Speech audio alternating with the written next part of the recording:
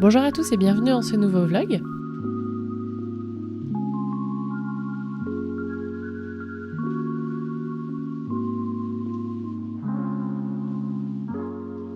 On commence le vlog début mai, où je vous montrais un petit peu où en était l'installation de mon jasmin sur le balcon, donc au nord-est. Et puis j'ai aussi fait un petit peu l'entretien assez régulièrement de mon jasmin qui se trouve sur la fenêtre est.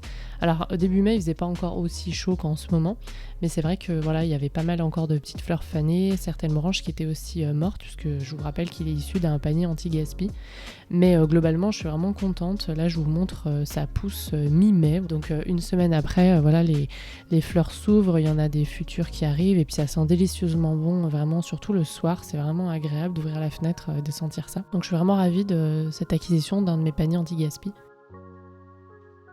Coucou tout le monde, j'espère que vous allez bien. Aujourd'hui je voulais faire une petite sélection lecture, ça fait un petit moment que je ne l'ai pas fait, mais j'ai partagé sur les réseaux, enfin sur mon compte Instagram il y a quelques semaines maintenant, parce que je filme maintenant mes vlogs et mes vidéos au moins 2 semaines à l'avance, et on m'a demandé un retour en vidéo, donc je me suis dit mais avec plaisir. Alors il y en a deux, un surtout que j'ai posté, c'est le tout dernier magazine Silence ça pousse. Il sort tous les 2 mois, moi j'ai acheté celui de mars-avril, donc là il devrait y en avoir un en mai-juin. En fait j'en ai acheté 2, j'ai acheté celui-là et j'ai acheté celui-là hors série, Silence ça pousse en ville, un coin nature chez moi. Et c'est lui vraiment qui m'a beaucoup plu. En fait, il y a plein d'astuces pour végétaliser son petit extérieur, mais pas que. Donc vous avez des astuces quand vous avez un accès extérieur, mais pas uniquement, vous avez aussi toute une partie en ce qui concerne les jardins partagés. Donc quand vous n'avez pas de balcon vous et que vous avez envie de partager quelque chose, ça parle aussi de la végétalisation des villes. Enfin moi ça me plaît énormément. Il y a aussi toute une partie un peu encyclopédie plantes avec les plantes de saison, etc. Mais ça m'a beaucoup plu et moi c'est vrai que tout ce qui touche à aménager un peu l'extérieur quand on est en centre-ville, ça me plaît beaucoup. Il y a des articles de personnes qui s'y mettent. Ce qu'elles entreprennent chez eux et c'est plein d'inspiration. Ça m'a beaucoup plu. C'est un hors-série pour le printemps-été 2022, mais je le recommande.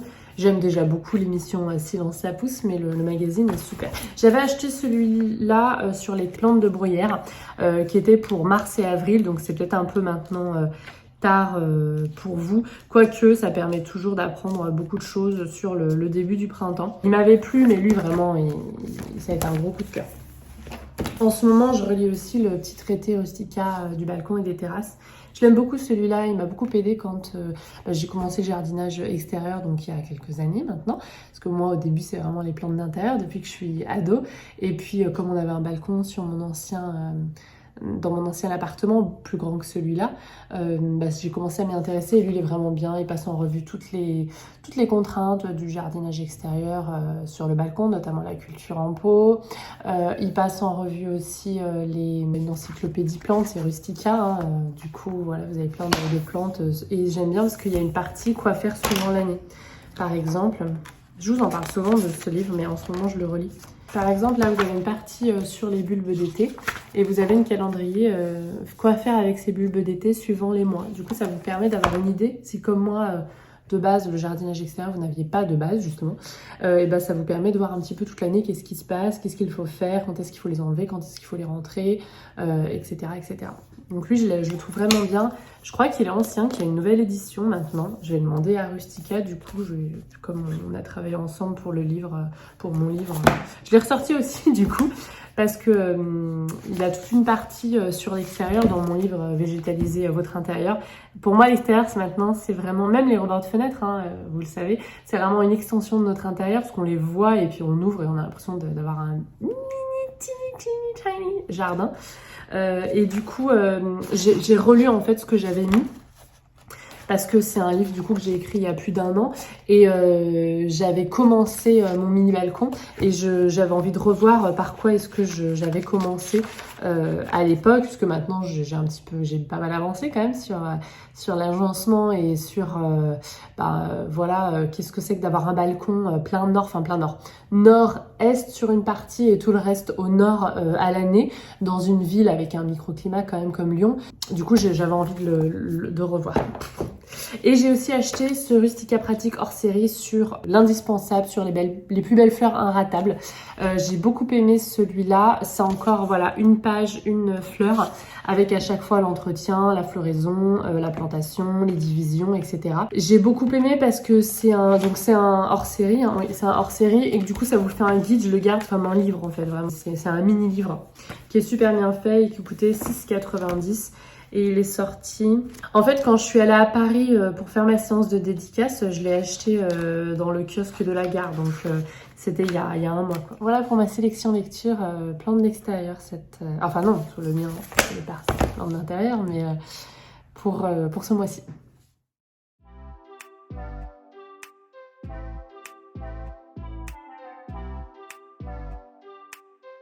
Ça fait 2 heures là que je suis sur le montage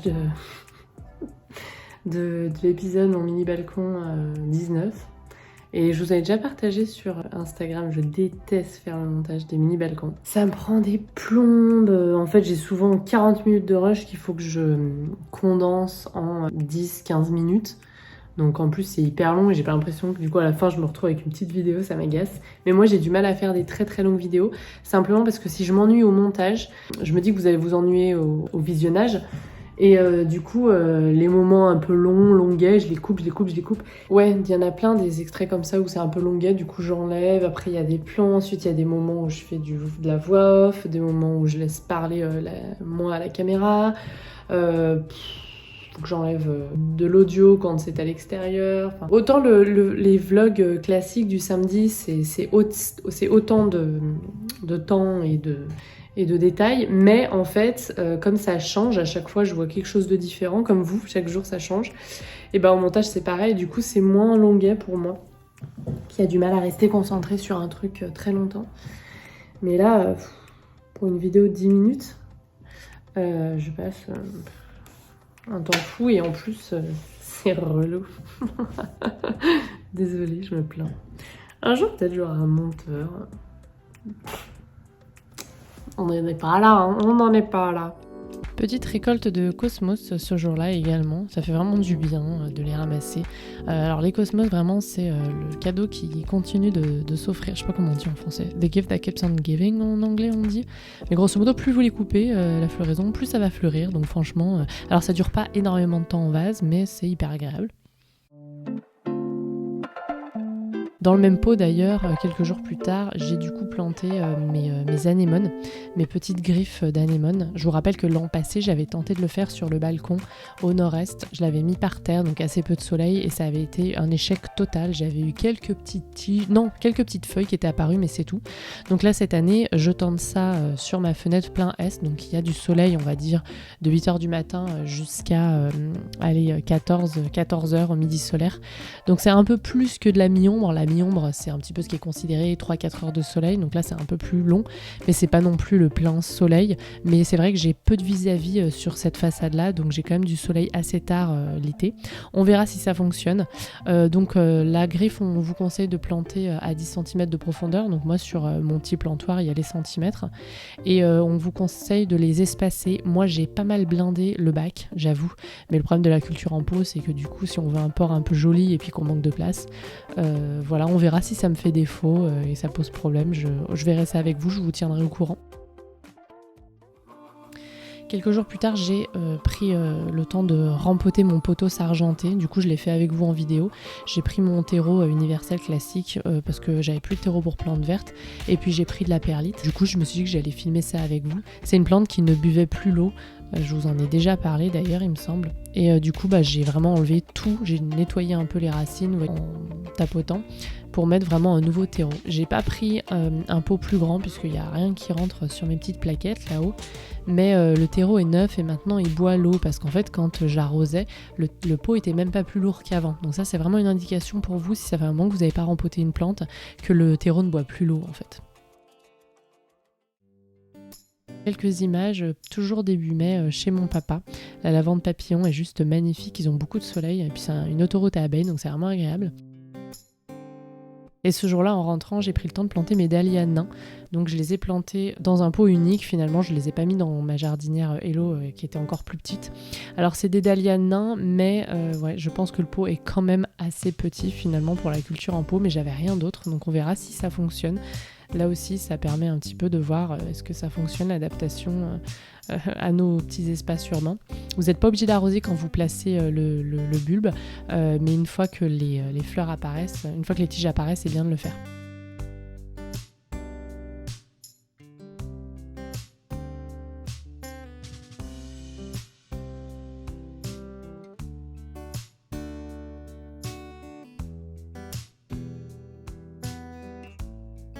Coucou tout le monde, j'espère que vous allez bien. Je ne sais pas depuis combien de temps j'ai pas tourné ce vlog, parce que je l'ai commencé il y a quelques semaines. Il y a eu pas mal de trucs dans nos vies perso qui font que du coup j'ai du mal à suivre les vlogs comme je faisais avant sur vraiment toute une semaine, toc, pile la bonne saison. Donc là il fait à nouveau très chaud alors que le vlog j'ai dû le commencer, il faisait pas très bon. Je voulais vous donner des nouvelles de mes dahlias qui ont commencé déjà à sortir, je suis trop contente. En fait j'ai arrosé une petite fois quand j'ai placé les bulbes, mais en fait c'est pas forcément recommandé, vous pouvez mettre en terre et puis laisser comme ça. Et avec l'humidité ambiante etc, ça va commencer à sortir et dès qu'il y a un petit peu de verre, vous pouvez commencer à ce moment-là à arroser quand le terreau est sec. Donc je vous dirai ce que ça va donner de les mettre en pot comme ça. J'ai pris des dahlias nains mais bon c'est jamais, et du coup je vais mettre des tuteurs rapidement, mais ça pousse bien, c'est vraiment chaud en ce moment.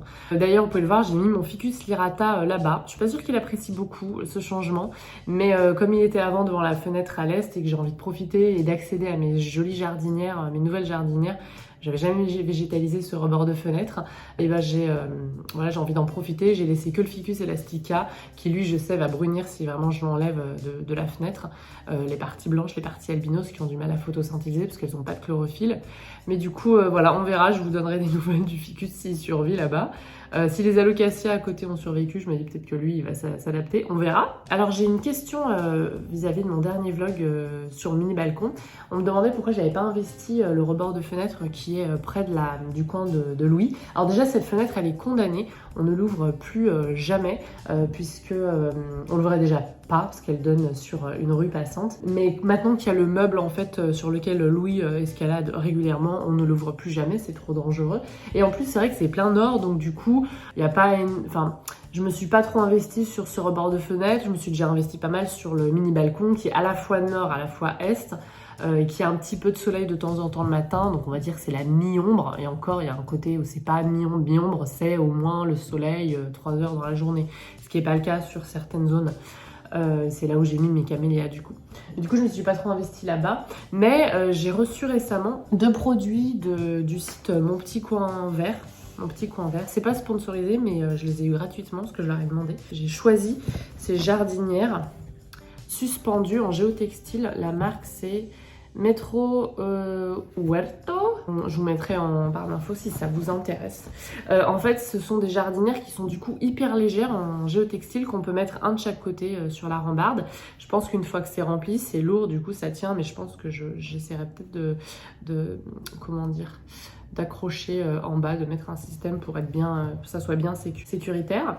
Et en fait, pourquoi je voulais tester ça? En fait, je pense que je vais le tester sur mon mini balcon parce que j'ai un endroit où j'ai de la place et c'est plein est, donc j'aimerais bien mettre des plantations qui ont besoin de plus de soleil dans la journée, ce que je suis en train de faire vraiment avec toutes les autres bords de fenêtre. Mais en fait, suivant si votre balcon est suspendu ou que votre terrasse est suspendue, ce qui n'est pas tellement mon cas en fait, moi, en termes d'architecture du bâtiment, de mon immeuble, mais si c'est le cas, vous êtes limité en termes de poids sur vos balcons. Il y a une charge maximale au mètre carré, je crois que c'est 300 kg au mètre carré. Du coup, c'est vrai que quand on met un potager urbain, comme c'est beaucoup, ça se fait beaucoup en ce moment, ou des plantations, le pot, le terreau plus l'eau, c'est vite très lourd. En plus, si on monte dessus et qu'on en profite, nous on peut pas tellement marcher dessus parce qu'il n'y a pas tellement de place. Mais du coup, si vous cherchez des solutions, il existe de plus en plus des pots comme ça en géotextile, de ne pas alourdir encore plus parce qu'un pot en terre cuite c'est lourd, un pot en plastique aussi c'est un petit peu plus lourd. Et j'en avais déjà et que je vais investir du coup parce que j'ai envie de voir ce que ça donne sur le long terme et vous faire mes retours. qu'on m'avait envoyé. Je pense que ça devait être dans des box. Je me demande s'il n'y avait pas une box Mon Petit Coin Vert qui m'en avait envoyé. Il y avait la box La Pousse Verte aussi à l'époque qui m'en avait envoyé. Et je les ai jamais investis, mais je pense que je vais le faire parce que j'ai envie de vous donner mes retours et pouvoir vous conseiller si vous avez une limite de poids sur votre balcon. Du coup, voilà, je les ai commandés, je vais les investir, je vais les planter et je vous montrerai. J'en ai profité pour commander aussi un bel arrosoir en zinc qui me faisait très envie. J'avais plus que mon petit arrosoir Hello. J'en avais un Ikea avant, mais mon fils l'a cassé en le jetant par terre, il s'est fendu. Du coup, j'avais plus rien d'assez volumineux pour ne pas faire 6 allers-retours jusqu'à l'évier. J'ai un tuyau d'arrosage que j'ai jamais investi, j'ai jamais trouvé et j'ai pris le temps de chercher la bonne valve pour le raccorder au robinet de la cuisine. Donc c'est ma petite commande, mon petit coin vert. Et puis je voulais aussi terminer ce vlog, parce qu'il va falloir que je le termine quand même, en vous montrant ma jolie oxalis. Je me suis dit que j'allais terminer sur une jolie note aussi. En fait, elle fleurit de partout depuis que je l'ai réveillée de la dormance. C'est ça chaque année, hein. Non seulement elle est très belle, elle est bien feuillue, les pétioles sont jolies, mais en plus les fleurs sont vraiment à foison. La floraison est vraiment à foison en intérieur, ça fait du bien parce que souvent il faut des conditions un petit peu différentes pour que nos plantes d'intérieur fleurissent. Bah là c'est hyper facile, du coup voilà, je voulais vous montrer, il y a des fleurs de partout, ça fait trop plaisir. Il y a aussi mes oxalis du balcon qui se sont vraiment bien réveillés là, ça fait du bien. Et on voit vraiment que la chaleur est revenue parce que ça revient avec la chaleur. Mes caladiums vont bien aussi, je vous ai montré la plantation cette semaine, ça commence à sortir. Je ferai une vidéo dédiée avec la mise à jour, tout ça. Donc voilà, j'espère que le vlog vous a plu. Et puis si c'est le cas, n'hésitez pas à mettre un petit pouce en l'air. Et je vous dis à la semaine prochaine. Et je vous souhaite surtout un très bon week-end.